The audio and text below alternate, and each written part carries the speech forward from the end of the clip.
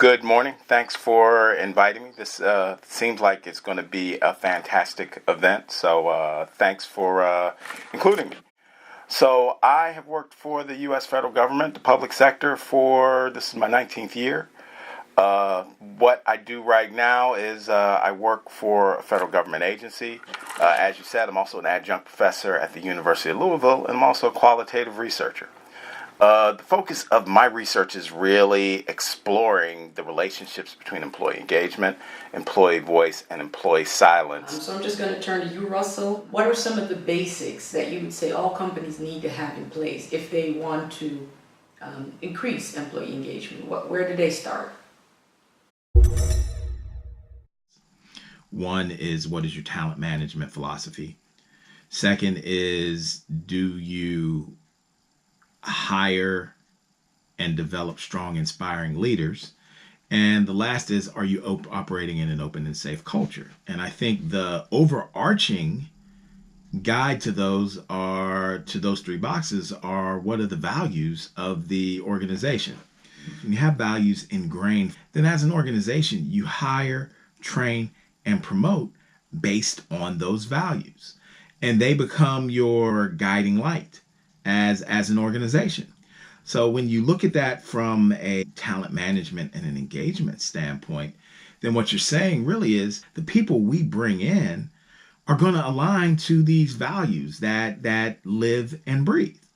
And I think so it's very important to understand what the values are. And it's also important to ensure that those values are practiced. So what does it take on the leadership part to know how to sort of translate those values and, for example, bring them into the recruitment process and later on in talent management? As an organization, when I talk about strong, inspiring leadership, are you bringing in and hiring and promoting leaders that align to those values?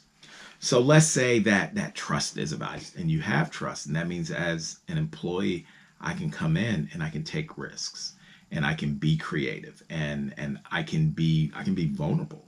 I can not be afraid to make mistakes. However, if articulating that voice and taking risks is being met with retribution or futility, that employee is not going to feel safe, and that espoused value of trust is actually not practiced. Some ways you want to address that: don't ask employees, let's say you're doing an assessment, don't ask your employees, what are the organizational values? Well, that's what's stated. Say what is valued. Then you're asking people, tell me based on your experience, good or bad, what are those good or bad values that the organization cherishes? I think when employees know that they can use their voice, then all of their ideas are going to be in play. So when you ask employees, how can we improve as an organization, as a work group, as a company, those ideas are going to come to the table. I mean, I'll talk about the example of being able to articulate voice and bringing that voice culture into the process. When the American cars, General Motors, Ford, and Chrysler were king, they had a quality control process where the quality control did not happen till the end of the assembly line. But then if there was a problem with the quality, then you'd have to start over. And then Americans started buying Toyota, and the U.S. manufacturers went to Japan to see how Toyota was putting out these better cars. And what they found was the employees were empowered to stop the assembly line at any point in the process. So what that meant was sometimes it took longer for a car to get out, but the quality of the automobile was better, and it was at that Toyota standard. And think about it, if you're an employee and you're empowered with that ability to make the difference, then that's going to make you even more accountable, and that's going to really improve the quality of the work that you do. How can we help smaller companies to implement some of these developments on a smaller level? What can small companies do to safeguard their positions in the market? If your talent doesn't align with your industry, then there's a chance your thoughts and your strategy and your decision making doesn't align. So I think for small businesses, you really have to look at not only how can you thrive, but sometimes how can you sustain yourself. So if you're a small business where you know eventually you're going to have turnover, then what process do you have to build that pipeline to constantly get talent in?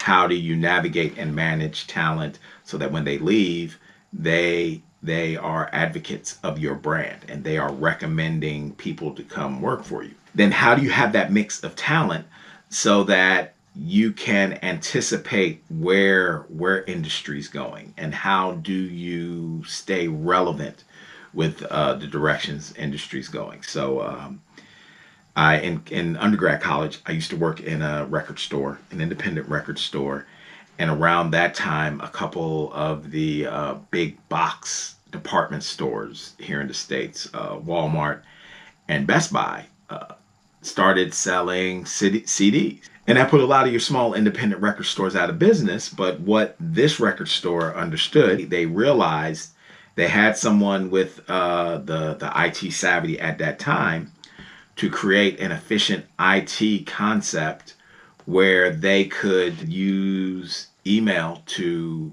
market their resale business. They actually had an international following. That small independent record store is still in business today, almost a few decades later. But if that organization didn't have that young IT person on board, they may not be in business. So that's an example of how small businesses must be able to effectively talent manage to put them in a position where they can sustain or thrive in a changing world. And translating that into a way in which you engage your employees is really what's going to make a difference, right? Between the companies that manage to survive and the ones that might not. Well, thank you so much again. It's been a pleasure having this chat with you. We always have great conversations. So thank you for your insights, and I hope we can do this again.